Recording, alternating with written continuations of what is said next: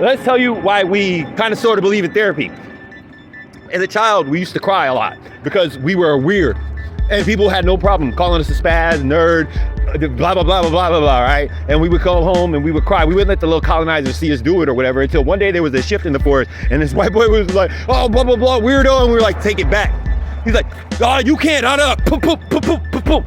And even when we went home on that 3-day vacation, we still cried because it didn't change the fact that we were still weird. It's kind of like when you call a fat chick fat and they're like, oh, but you ugly. It's like, well, first off, we can't do anything about you believing and or us being ugly. However, you still fat.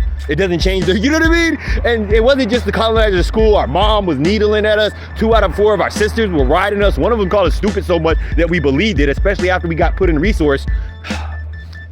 Until one day, our favorite cousin told us everybody's full of shit. And there was another shift in our reality to, well, wait a minute. If everybody thinks that we're weird, that makes us unique, that makes us rare. And then on top of it, it took time. It took time for us to like ourselves, to love ourselves. That progressed and that shift because we kept listening to what everybody else's negatives were saying.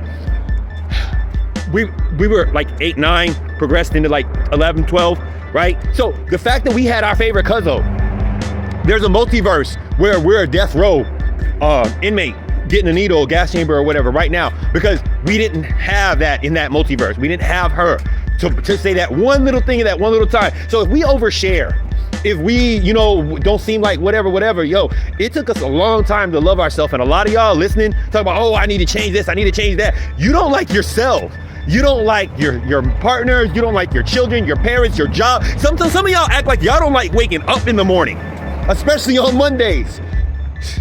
So we don't know who needed to hear all this. If you ain't got no friends, because again, and you not liking yourself, that's because there's nobody around you that likes you either.